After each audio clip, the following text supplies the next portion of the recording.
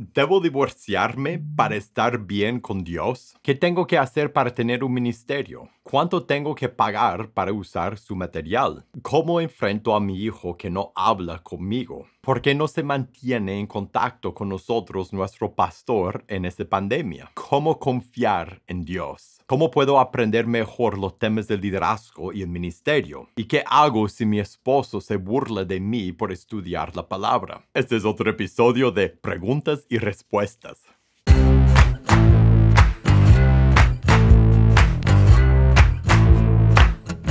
Hola, bienvenido a pazcondios.com. Mi nombre es Felipe y este es otro episodio de Preguntas y Respuestas. En pazcondios.com nuestra misión es capacitar a líderes para equipar a la iglesia. Y si quieres ver todos los videos que publicamos, suscríbete a este canal y prende la campanita de notificaciones. Ahora, en este programa de Preguntas y Respuestas, yo respondo a las preguntas que me envían. Así que si tú tienes una pregunta de tema que sea, de tu vida o de la Biblia, de Dios, de la iglesia, una pregunta de tema que sea, envíame tu pregunta a preguntas@pazcondios.com, preguntas@pazcondios.com para que podamos conversar de tu pregunta en un episodio en el futuro. Ahora vamos a las preguntas de este episodio. ¿Debo divorciarme para estar bien con Dios? Y en la pregunta, el señor dice que tiene 57 años y desde hace 13 años vive con otra persona en unión libre y desde ese entonces no asiste a la iglesia cristiana, no siente digno de entrar y habló con su pastor y él le comentó que deberían divorciarse para estar en paz y así poder acudir a la iglesia. Y quiero definir los términos porque y técnicamente, si estás viviendo en unión libre, no puedes divorciarte, no estás casado. El problema no es que tienes que divorciarte, el problema es que estás viviendo en fornicación, estás viviendo en en una unión íntima afuera del matrimonio y este es el pecado. Ahora, el problema es, por ejemplo, si tú estuvieras casado, la respuesta a la pregunta si debería divorciarte para estar bien con Dios, si estás casado, la pregunta sería nunca, jamás, jamás debería. Y eso sería un mal consejo decir a alguien que debería divorciarse para estar bien con Dios. Pero en tu caso, no es divorcio. Lo que tienes que hacer es poner esa relación bajo la autoridad de Dios, bajo la voluntad de Dios. Y en este caso, Dios ha dicho que Él juzga y juzgará a los fornicarios, que el hecho matrimonial debe estar puro, sin mancilla, y que Él va a juzgar a los fornicarios. Eso se encuentra en Hebreos capítulo 13. O sea, que tú estás viviendo en pecado y hay dos formas de salir de este pecado. Una es porque si te casas. Si te casas formalmente con la persona con quien has estado viviendo, ya no van a estar viviendo fornicación, van a estar casados. Y la otra forma es separarte, dejar de vivir juntos. Y la verdad, aunque llegues a querer casarte con esa persona, deberías separarte en señal de arrepentimiento a Dios. Hoy deberías ya dejar de vivir en la misma casa, debes separarte y después buscar la guía de Dios en cuanto a si te debe casar o no, por ejemplo, y eso sería otra pregunta, pero, por ejemplo, si eres cristiano y tu novia no es cristiana, según la palabra de Dios, eso sería un yugo desigual. No deberían casarse. Entonces, tu única opción para estar en una relación, en un estado agradable a Dios, es separarte de esa relación. Y ese es el arrepentimiento que Dios busca. ¿Qué tengo que hacer para tener un ministerio? Buena pregunta, excelente pregunta. ¿Qué tiene que hacer para tener un ministerio? Mm, Primero, mi primer consejo sería cuidado de no poner como definición de ministerio estar enfrente en la iglesia durante la hora de culto en la mañana, los domingos por la mañana. Ten cuidado de no poner como definición de qué significa ministrar, el estar enfrente, tener el púlpito, el micrófono, de cantar, porque La mayoría de trabajo que nosotros hacemos en el reino de Jesús ocurre afuera del escenario, atrás del escenario. Hay mucho trabajo, aún los domingos. La mayor parte del trabajo que se hace no es lo que ocurre en el escenario, es atrás del escenario. Y aún más en el reino de Jesús, aún más que los momentos públicos de ministerio, el trabajo real y fundamental y principal en el reino de Jesús es el discipulado, es guiar a una persona. Mateo 28, 18 a 20, es guiar a una persona desde lejos a Dios, a querer seguir a Jesús, a tomar la decisión de entregarse a Jesús para arrepentirse, bautizarse y después a seguir guiando a esa persona mientras que aprenda a caminar con Cristo durante el resto de su vida. El discipulado uno a uno es el trabajo más principal en el reino de Cristo. Entonces, ¿qué debes hacer si quieres tener un ministerio?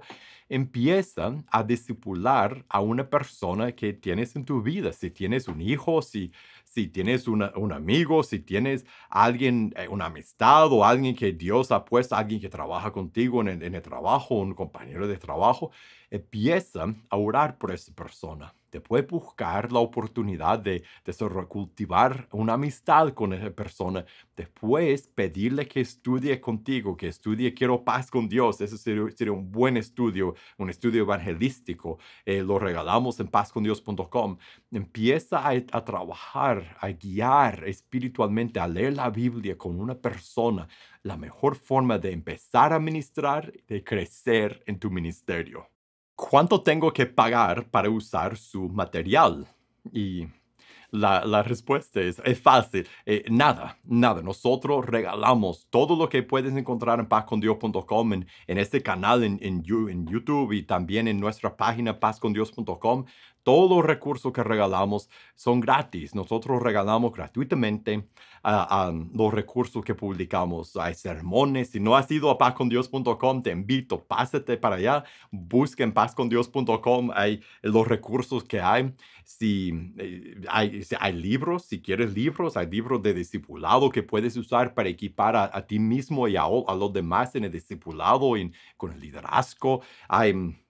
Hay libros, hay sermones que puedes usar como la base de tu sermón cada semana. Hay estudio para grupos célula que puedes distribuir entre los de tu congregación, en los grupos de hogar. Hay seminarios, hay muchos recursos en pazcondios.com y todo es completamente gratis. Nosotros queremos colaborar de esta manera con nuestros hermanos y hermanas en todo el mundo que están trabajando en el reino de Jesús. ¿Cómo enfrento a mi hijo que no habla conmigo? Dice que tiene 4 años, wow, 4 años que no habla con él ni con su esposa. Me imagino, me imagino que eso ha de ser súper difícil para usted, muy difícil para usted. Me imagino que hay mucho dolor y quebranto abajo de eso. Mi consejo, mi consejo es, lea lo que dice Romanos capítulo 12, en el 17 en adelante, en el 17 a 21. Y ahí verás que que no tienes, dice, no pagues a nadie mal por mal, procuren lo bueno delante de todos los hombres. Recuerda que esto no es una situación de tú contra ellos, de ellos contra ti.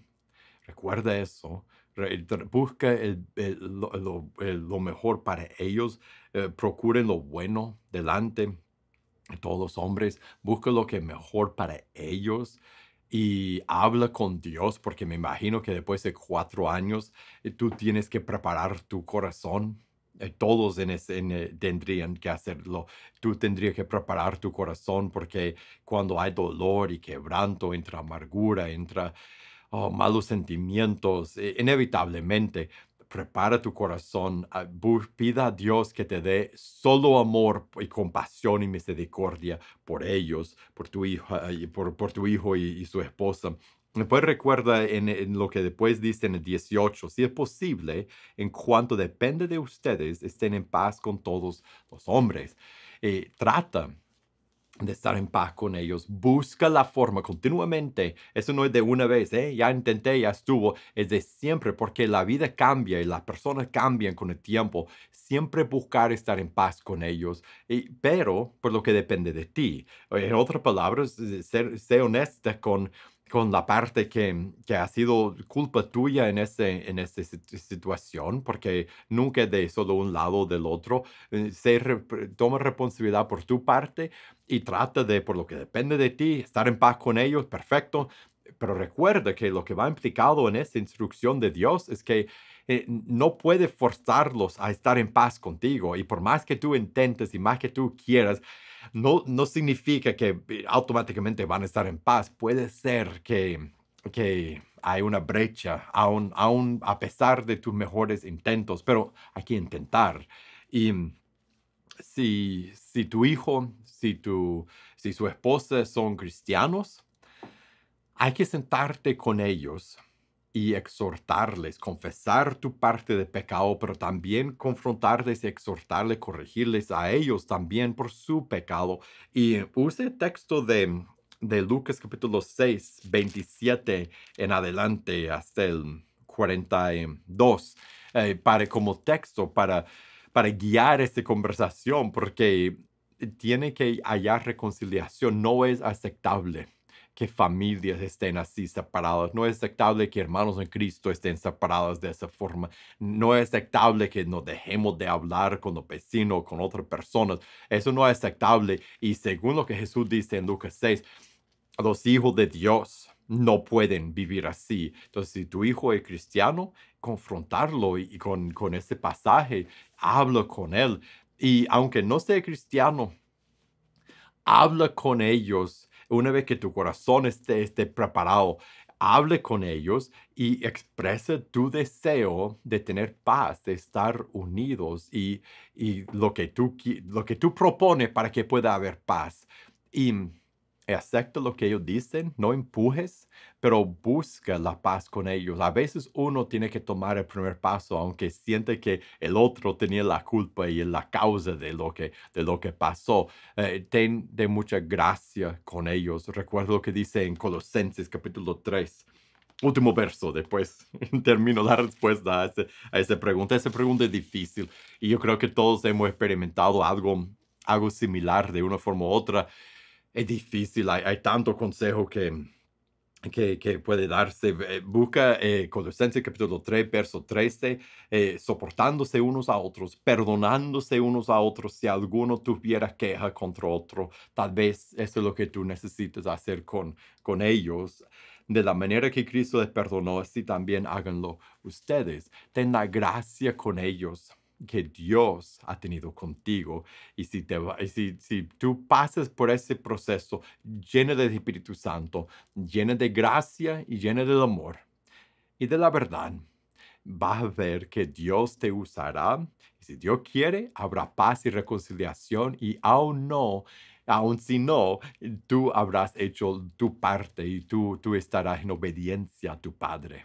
Un hermano escribe, ¿por qué no se mantiene en contacto con nosotros nuestro pastor en esa pandemia, en ese tiempo en que estamos aislados? Y describe en su mensaje cómo desearía que su pastor le daría una visita, un llamado, que un chat o algo, una comunicación.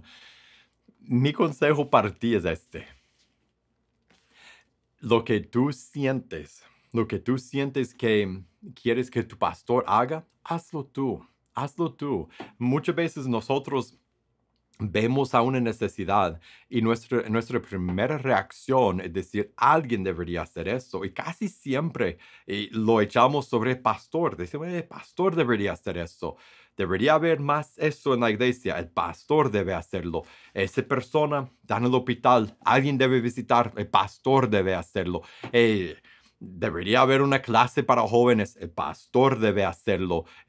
Nadie nos está hablando en esos días. El pastor debe hacerlo. nosotros somos el cuerpo de Cristo y mutuamente, lea Efesios 4, lea 1 Corintios 12. Nosotros, la iglesia, somos el cuerpo de Cristo y en cada lugar somos la familia de Dios, somos el cuerpo de Cristo.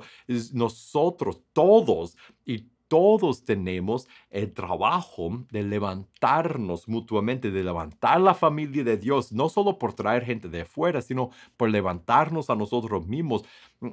Busque Efesios, quiero leer algo de capítulo 4.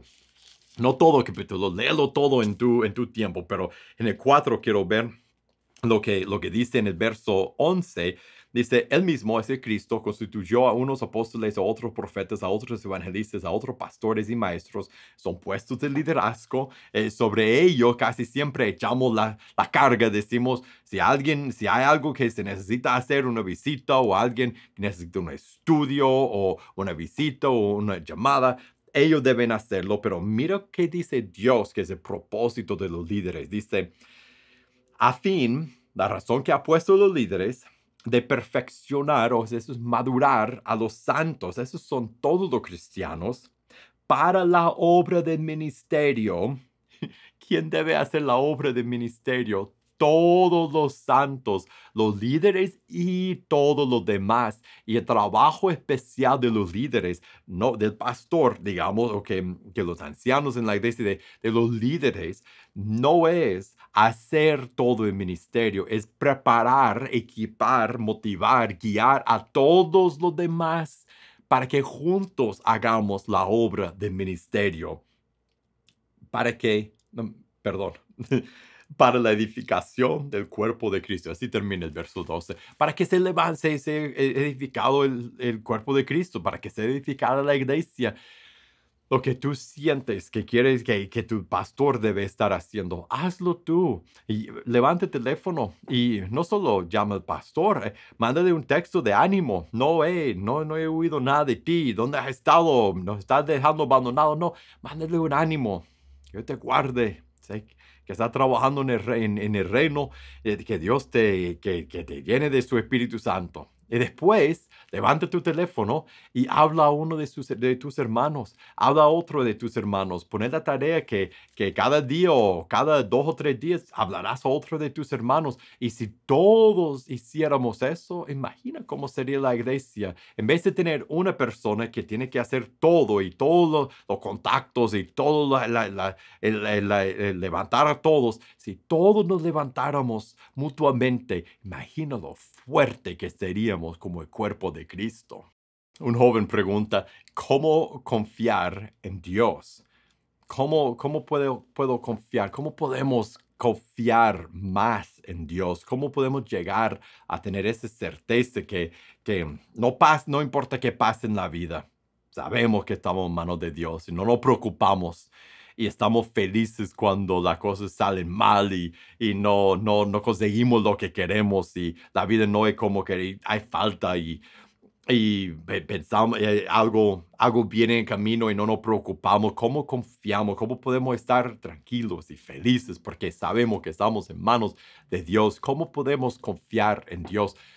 Hay muchas respuestas a esa pregunta que uno podría dar, pero una gran forma de hacer esto es la que voy a usar para esa respuesta.